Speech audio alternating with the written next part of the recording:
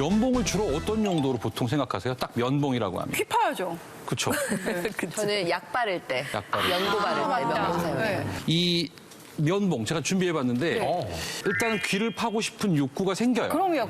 일단 기본적으로는 안 특히나 가렸을 때 요게 기가 막 가려워. 뭐 나무인지 뭔지 이런 재질도 중요하고 이 힘이 중요하기 때문에 사실은 근데 면봉은 결코 귀를 파는 용도가 아니라는 거를 좀 오늘 방송을 통해서 아셨으면 좋겠어요. 그럼 여드름 짤 때나 뽀르지 같은 거. 뭐 여러 가지 용도가 있겠지만 실제로 제가 뭐 하나 보여드릴게요. 이게 외국에 있는 면봉의 광고인데요. 저기 보시면은 제가 드디어 방송에서 영어를 해보네요. 워닝이라고 써있죠. 경고. Do not insert swab into ear canal.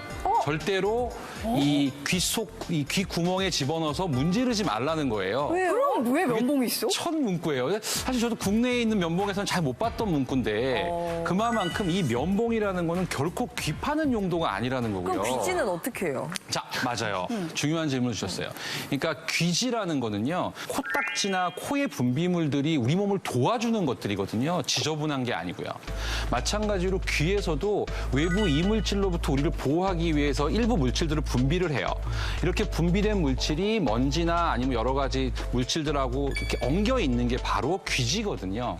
그러니까 이런 귀지는 외부로부터의 바이러스나 박테리아로 인한 어떤 피해들을 막아주는 역할도 하는 거거든요. 우리 고막까지 들어가지 않도록. 이런 방어막을 마치 미세먼지가 많은데 굳이 마스크를 벗기는 거하고 똑같은 거죠. 그래서 굳이 위험한 행동이고요. 물론 그 샤워나 목욕을 하신 후에 귀 표면에 있는 것들을 면봉으로 조금 가볍게 제거해 주시는 정도라면 문제가 될 건 없겠지만 보시면 귀 속까지 집어넣어가지고 이 물때를 완전히 없애려고 하시는 이러한 행동들은 결과적으로 상처를 내고 문제를 만들 가능성이 훨씬 큽니다. 네, 오늘 아침에도 그랬어요. 그치. 그러니까 이런 귀지는 정상적인 사람은 나오게 돼 있어요. 그러니까 실제로 귀 속에 보면 이렇게 솜털이 있어요. 네. 미미한 솜털들이 계속 밖으로 움직여요, 손모가. 바깥쪽으로. 움직이면서 계속 귀지를 밀어내고요. 실제로 우리가 모르는 사이에 아마 벽에 쪽으로 귀지가 밀려 나오고 있을 거예요. 근데 우리가 이거를 습관적으로 면봉으로 귀지를 파시는 분이 꽤 많고요. 저도 한동안 그랬던 기억도 있어요.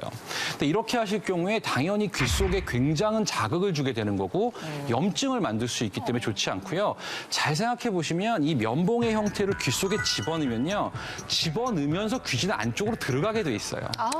잘 넣으면 돼요. 그럼 근데 저 그 제품 제가 미국에 있었을 때 많이 쓴 제품인데 미국 애들도 다 이렇게 하던데 이제 안 좋으니까 그랬겠죠. 이런 건 있으세요. 문제는 서양인들은요. 귀지가 물귀지라고 해서 액상이에요. 좀 표현이 이상하지만.